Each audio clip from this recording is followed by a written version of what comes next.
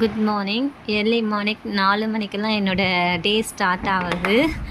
இன்றைக்கி ஹஸ்பண்ட் வந்துட்டு ரொம்ப இயர்லியாகவே ஆஃபீஸ் போகிறாங்க. ஸோ நான் 4 மணிக்கு தான் அலாரம் வச்சேன். பட் நான் 3:30க்கெலாம் எழுந்துட்டேன். பாருங்கள் எவ்வளோ இருட்டாக இருக்குது. நேற்று ஹஸ்பண்ட் வந்து 5:30 போல் இறங்கிட்டாங்க.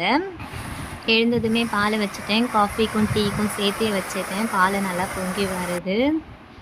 எனக்கு காஃபி எடுக்கிறதுக்காக அப்படியே பால் பொங்க விட்டுட்டேன் நான்.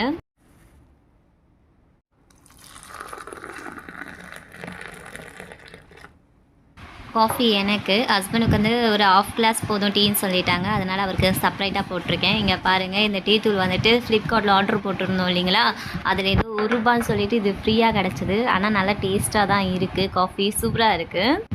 அவ்வளோதான். சப்பாத்தியும் தக்காளி சட்னியும் தான் பண்ணேன். ஏன்னா ரொம்ப சீக்கிரமாக போகிறதுனால அதெல்லாம் நான் வீடியோ எடுக்கவே இல்லை. ஸோ அவரை கிளப்பி அனுப்பணுன்னுட்டு அந்த டென்ஷனில் நான் எல்லாமே ரெடி பண்ணிவிட்டேன். ஹஸ்பண்ட் சாப்பிட்டுட்டு கிளம்பிட்டாங்க. இருட்டாக இருக்குது. எப்பவுமே ஹஸ்பண்ட் போகிறாங்கன்னா மேலே நின்று பார்த்து வழி அனுப்புறது ஒரு வழக்கம் இருக்குது. அதனால் போகிறேன். பாருங்கள், இது நம்மளோட ஸ்ட்ரீட்டு தான். எவ்வளோ இருட்டாக இருக்குன்னுட்டு. ஏன்னா ஒரு 5:30 போல் தானே இருக்கும். அதுக்கு முன்னாடியே இறங்கிட்டாங்க. ஹஸ்பண்ட் மட்டும்தான் இருக்காங்க. பாருங்கள், காரோட கவரெல்லாம் எடுத்துகிட்டு தான் அப்புறம் போகணும். அதுதான் பண்ணிகிட்டே இருக்காங்க. நான் மேலே நின்று பார்த்துட்ருக்கேன். நான் இருக்கேன்னு ஹஸ்பண்டுக்கு தெரியும். ஏன்னா எப்பவுமே அவர் போகும்போது நான் மேலே தான் நின்று வழி அனுப்புவேன். ரொம்ப டார்க்காக இருக்குல்ல.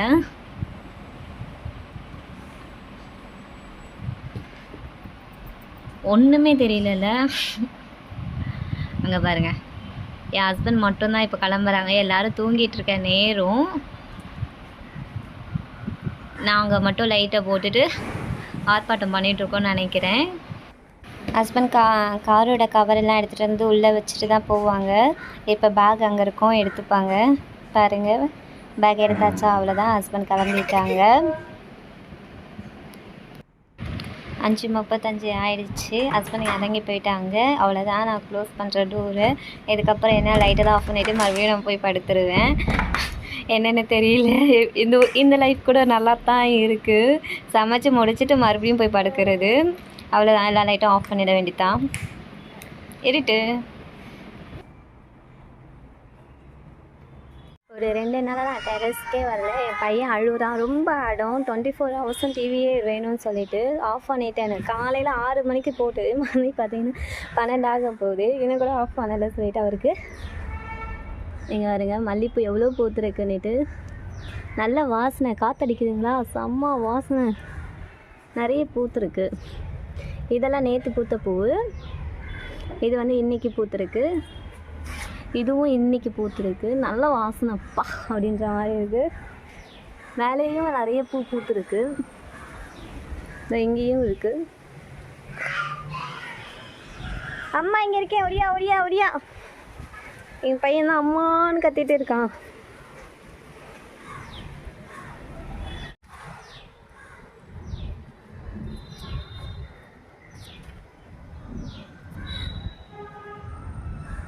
இது நல்லா இருக்குல்ல. ஆனால் இது 3 பூ.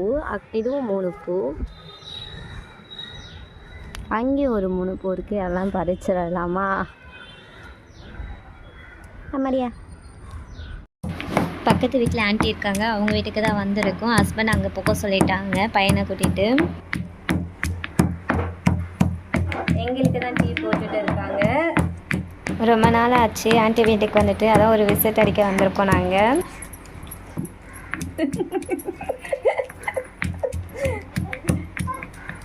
கல் ரொம்ப அடி வாங்கியிருக்கு. எத்தனை வருஷம் ஆண்டி கல்?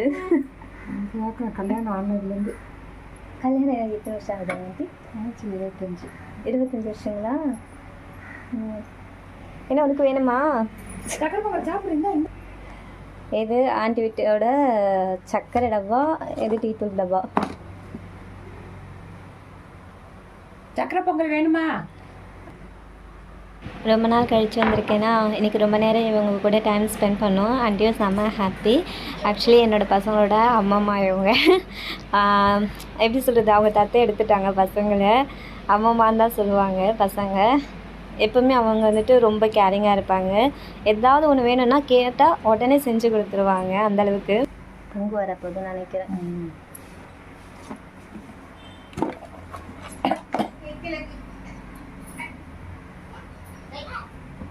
இது எப்பவுமே போட்டே வச்சுருப்பீங்களா? எல்லாம் எண்ணெய் வைக்கிறோம்ல, நீ எடுத்து தாளிக்கும் போதெல்லாம் சதுருது. நைட்டு திருப்பி கழுவணும். இதுதான் பிரச்சனை. இப்போ எடுத்து வரேன், க்ளீனாக இருக்கும், திட்டு க்ளீனாக இருக்கா. இந்த கழுவுற வேறு எதுவும் இல்லை பாரு, சும்மா நைட்டு துவைச்சி ஈரத்துண்டு துவைச்சா முடிச்சுருவாங்க. எப்பவுமே நீட்டாக இருக்கணும்னா அதனால இதை நீங்கள் யூஸ் பண்ணுறீங்க. இந்த ட்ரிக்கு இது கிடையாது.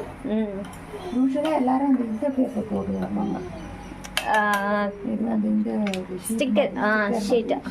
ஆமாம், ஸ்டிக் பண்ணி விட்டுருவாங்க. இவங்க வீட்டுக்கு கிச்சன் டூரு இப்போ நான் போடுறேன். அவங்கக்கிட்ட கேட்டேன் எடுத்து போடுமா அப்படின்னு சொன்னாங்க. ஸோ இப்போ அடுத்தது நான் கிச்சன் டூர் போடுறேன், பாருங்கள். இங்கேயே வச்சுருவீங்களா கேஸை? இங்கேருந்து தான் கிச்சன் ஸ்டார்ட் ஆகுது. ரொம்ப குட்டியாக இருக்கும் கிச்சனு. அதில் என்னென்ன பொருள் அடக்க முடியுமோ அதெல்லாம் அவங்க வச்சுருவாங்க. ரொம்ப சின்ன ப்ளேஸு பாருங்கள், அவ்வளோதான் கிச்சனு. அதிலே எப்படிலாம் ஸ்பேஸ் வந்து மிச்சப்படுத்தலாம் எப்படின்னுட்டு ஆன்ட்டியோட டெக்னாலஜிலாம் பாருங்கள் இதில் இருக்கும். இது வந்து எண்ணெய் வந்து நிறைய படுதுன்னு சொல்லிட்டு கீழே துணி போட்டு வச்சுருக்காங்க. குட்டி பையா ஓடிட்டாரு. இருக்கிற குட்டி இடத்துலையே நீட்டாக வச்சுக்கிட்டாங்க. பொருள் எல்லாமே அடக்கிட்டு கீழே பாருங்கள். ஒரு ஆள் தான் நிற்க முடியும் கிச்சனில். விளையாடுறது அப்படியே கொண்டு வந்து விட்டுடுறேன் நான். நீங்களே பார்த்துக்கோங்க, சொல்லிக் கொடுங்க எல்லாம். இங்கே கை கடக்கமாக தான் வச்சுருக்கீங்களா ஆண்டி? என்னது இது? ரபாமா ரசப்பொடி. இது ஜீரகத்தூள்.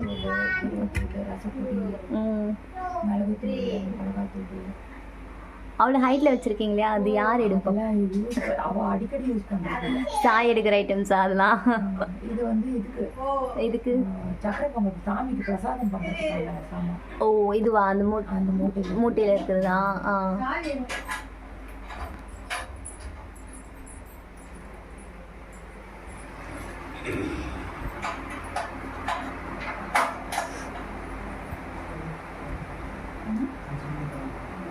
வரதுக்கு முன்னாடி கிளம்புற சொல்கிற பற்றியாடா நீ?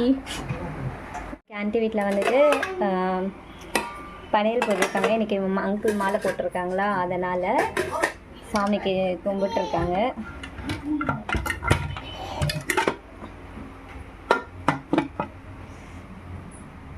இது வந்து அழுக்காகாமல் இருக்கிறதுக்காக வச்சுருக்காங்க. இது நம்ம ஒரு டெக்னாலஜி, நல்லா நீட்டாக இருக்கும். வரதுக்கு முன்னாடி போகிறேன்னு சொல்கிறான் பார்த்தீங்களா உங்கள் பையன்? இப்போ தானே ஏறினா, அதுக்குள்ளே 5 மணிக்கு நான் போகணும்னு சொல்கிறான் பார்த்தீங்களா? வீட்டுக்குள்ளே நுழையவே இல்லை, அதுக்குள்ளே 5 மணிக்கெல்லாம் நான் இறங்கிடுவேன். வந்ததே 4:30 மணி. 2 தலையில் போடணும். நான் போடுறேன் ஆண்டி, நீங்கள் கொல்லப்படாதீங்க, அதுக்கு தான் நான் இருக்கேன். நீ கொஞ்சம் வைக்கட்டுமா? கொஞ்சம் சாப்பிட்டேன். இல்லை ஆண்டி, வேண்டாம் ஆண்டி. இது பக்கத்து வீட்டு தாத்தா வீடு. இவர் தான் நம்ம கூட அடிக்கடிக்கு சண்டைக்கு வந்து நிற்பார். இப்போ ஃப்ரெண்ட்லி ஆகிட்டா உங்ககிட்டயா? எல்லாருக்கிட்டையும். சொல்லவே இல்லை. மாறிட்டாருப்பா. எல்லாருக்கிட்டையும் அவ்வளோ தன்மையாக பேசுகிறாரு. இப்போ உங்களுக்கு பிரச்சனையா நான் உங்களுக்கு செஞ்சு தரேன்றாரு. இது வீட்டில் நிறைய அந்த பாம்பு விஷயம் வந்ததுலேருந்து டோட்டலாக மாறிட்டாரு. நினச்சேன் ஆண்டி இதில் புளி தான் இருக்கும்னுட்டு. திறக்கிறதுக்கு முன்னாடியே நினச்சேன், கரெக்டாக புளி தான் இருந்துச்சு. இதில் அதான் இதில் ஆயில்.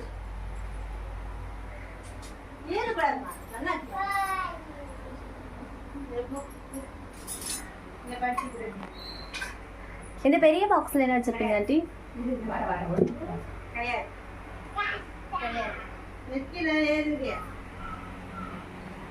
இது ரொம்ப குட்டியாக தான் இருக்கும் இடம். இதுலேயே எல்லாமே வச்சுருக்காங்க. ரொம்ப ஒரு ஆள் தான் நிற்க முடியும், குட்டியாக இருக்குது இடம். ஆனால் இது எல்லாத்தையுமே அடிக்கிடுவாங்க. இதுதான் ஆண்டி, இதில் என்ன அரிசி? சர்க்கரையா? ரேஷன் சர்க்கரை. இங்கேயே எல்லாமே வச்சுருங்க. இது அரிசி. அது நீல கலரா? இந்த பக்கம் எல்லாம் டிஃபன் பாக்ஸாக வச்சுருக்கேன், யாருக்காவது எதாவது கட்டி கொடுக்கறதுக்கு. ஓ, டிஃபன் பாக்ஸு, குட்டி குட்டி பிளாஸ்டிக் சாமான், ஏதாச்சும் அவசரத்துக்கு எடுக்கிறதுக்கு.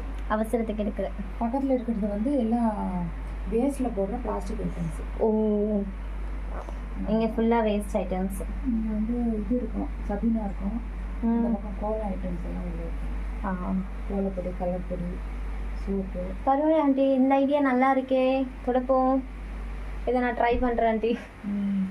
ஒரு மடங்கு அதை வச்சுட்டீங்க. உண்மையிலேயே நல்லா இருக்கு இந்த ஐடியா. இது எந்த யூடியூப் சேனல் பார்த்து கண்டுபிடிச்சீங்க ஆண்டி நீங்கள்? இது வந்து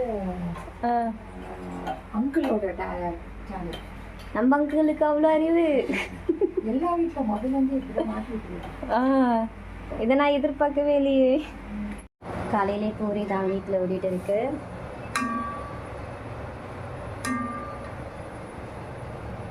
தேங்காய் எண்ணெயில் தான் சமைக்கிறாங்க இன்னைக்கு.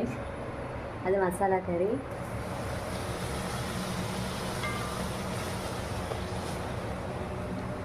முடிஞ்சிருச்சு, பையனுக்கு கொடுத்துட்டு இருக்கேன். இது எனக்கு, இது செய்கிறது என் ஹஸ்பண்டுக்கு. ஹஸ்பண்ட் நான் எல்லாம் கொஞ்சம் வெளியில் போகலாம், மைண்ட் டைவெர்ட் பண்ணலாம். ஏன்னா மாமியாரெல்லாம் ஊருக்கு போனதுக்கப்புறம் வீடு வந்துட்டு ஏதோ வெறுமனே இருக்குங்களா, சரி வெளியில் போகலாம் அப்படின்னு சொல்லிட்டு ஹஸ்பண்ட் வந்து நானும் கிளம்பணும். நாங்கள் போகிற நேரம் பாருங்கள், சாரல் படுதுங்களா, மழை, நல்ல மழை. கொஞ்ச நேரம் பெஞ்சுது. அதுக்கப்புறம் நாங்கள் போகலாமா வேணாமா டிசிஷனில் இருந்தோம். நான் வேண்டாம் தான் சொன்னேன். ஹஸ்பண்ட் பார்ப்போம், கொஞ்சம் வெயிட் பண்ணிவிட்டு போகலாம் அப்படின்னு சொல்லிட்டு. என் பையன் ஹாப்பி ஆகிட்டாரு மழை பெய்யறதுனால. சென்னையில் மழை, அங்கெல்லாம் மழை இருக்குங்களா சொல்லுங்கள்.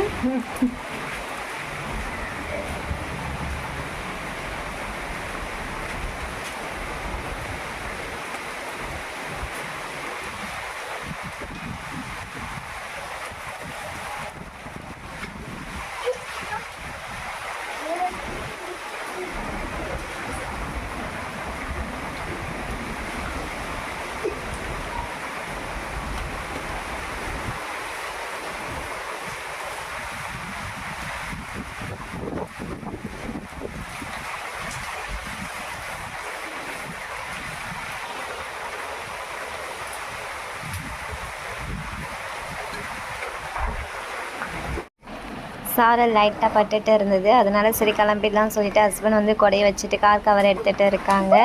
சும்மா தான் வெளியே போனோம், மழை பெஞ்சதுனால நான் ரோட்டு ஓரத்தில் இருக்க ஏதாவது டீ கடையில் போய் டீ குடிக்கலாம்னு சொல்லி ஐடியா நான் தான் கொடுத்தேன். ஸோ அதை நாங்கள் அப்படியே அப்ளை பண்ணோம். மழையில் போயிட்டு ரோட்டோரமாக நின்று டீ குடிக்கிறது கூட ஒரு சுகம்தான்.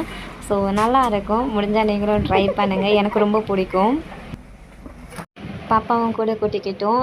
இதில் என்னென்னா மழையில் போய் டீ குடிக்கணுன்ற ஐடியாவை உண்மையிலே கொடுத்தது யார் தெரியுங்களா? எங்கள் சின்ன மாமியார் தான். அவங்க தான் சொன்னாங்க, எதுக்கு வீட்டிலே இருந்துகிட்டு இருக்கீங்க, 2 குழந்தைங்களாயிடுச்சு, லைஃப்பை கொஞ்சம் என்ஜாய் பண்ணுங்க, போங்க, போயிட்டு வெளியில் போயிட்டு சும்மானா ஒரு டீ ஏதாவது குடிச்சிட்டு வாங்க, ஒரு ஜூஸ்னா குடிச்சிட்டு வாங்க அப்படி சொன்னாங்க. மழைன்றதுனால நான் டீயை சூஸ் பண்ணிவிட்டேன். இந்த ஐடியா கொடுத்தது எங்கள் மாமியார், சின்ன மாமியார், கேரளாவில் இருக்காங்க இல்லையா அவங்க. மணி 9 தான் போது. இங்கே பாருங்கள், நல்லா மழை வெளியில். பாப்பாவை இங்கே தான் படுக்க வச்சு விளையாட்டு காட்டிகிட்ருக்கேன்னா, இப்போ தான் பாப்பாவை கொண்டு போய் தூங்க வச்சேன். ஸோ இனிமேல் அதெல்லாம் எடுத்து வைக்கலான்னு வந்தேன். வந்து பார்த்தா என் ஹஸ்பண்ட் பாருங்கள் என்னெல்லாம் வாங்கிட்டு வந்திருக்காங்க நேற்று. நான் கூட பார்த்தோன்னே இது புதுசாக வாங்கிட்டு வந்துட்டாங்கன்னு நினச்சேன், ஆனால் இல்லை. அதுக்கப்புறம் ஹஸ்பண்ட் வந்து சொன்னாங்க, அவரோட ஆஃபீஸில் ஒர்க் பண்ணுற அவரோட ஃப்ரெண்ட் வந்துட்டு அவங்க வீட்டில் இருக்குது அப்படி சொல்லி திருப்பி கொடுத்துட்டாங்க. ஸோ ஹஸ்பண்ட் வந்துட்டு இது டெரஸில் போட்டுடலாம் அப்படி சொல்லிட்டு எடுத்துகிட்டு வந்திருக்காங்க. இது எல்லாமே டெரஸ்க்கு ஷிஃப்ட் ஆகுது. இப்போ வீட்டில் கெஸ்ட் கூட வரப்போகிறாங்க. நாளைக்கு எல்லோரும் இங்கே வீட்டில் தான் இருப்பாங்க. எங்கள் மூத்தார் பையன் 6ஆம் தேதி காலேஜ் ஜாயின் பண்ணணும். ஸோ நாளைக்கு காலேஜ் உள்ள போய் அவர் என்ட்ரி ஆகிடணும் 5ஆம் தேதி. அதனால் நாளைக்கு காலையில் எல்லோரும் வராங்க. இப்போ ட்ரெயின் ஏறிட்டாங்க. ஸோ அவங்கெல்லாம் வந்தாங்கன்னா ஸோ டெரஸில் வந்துட்டு உட்காந்து காஃபி குடிக்க, டீ குடிக்க நல்லாயிருக்கும் இல்லையா? ஸோ இது எல்லாமே நைட்டு டெரஸ்க்கு ஷிஃப்ட் ஆகிடும். மணி பாருங்கள் 9 மணிக்கு.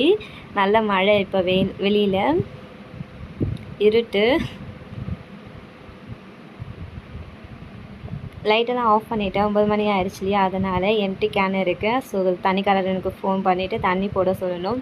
சென்னைனாவே தண்ணி பிரச்சனை பெரும் பிரச்சனையாக இருக்குது. இங்கே பாருங்கள், இந்த ஃபர்ஸ்ட் ஒன் இருக்கு இல்லையா, இது செம்ம டேமேஜ். கொண்டு வந்து வச்ச உடனே ஃபுல்லாக வீடெல்லாம் நாஸ்தி ஆகிடுச்சு. தூக்கி எடுத்து வைக்கிறதுக்குள்ளே முதல்ல இதை தான் நான் தூக்கி மேலே போட்டேனே, அந்தளவுக்கு டேமேஜ் பீஸ் இது. அவ்வளோதான், கீழே இருந்த பாய் பெட்ஷீட்லாம் எடுத்து வச்சாச்சு. முதல்ல இதை தூக்கி போட்டுடணும், இல்லைன்னா முடியாது நமக்கு. ஸ்பேஸ் கொஞ்சமாக இருக்குது, வீடே அடைச்சிருக்கு. ஸோ எதெல்லாம் தூக்கி மேலே போடணும் அதை பார்க்கணும். ஏன்னா நாளைக்கு 2 ஃபேமிலி வராங்க. ஒரு 4 நாள் வீட்டில் தான் ஸ்டே பண்ணுவாங்க. வீடே ஜெகஜோதியாக இருக்க போகுது. எங்கள் வீடு களை கட்ட போகுது பாருங்கள், திருவிழா மாதிரி.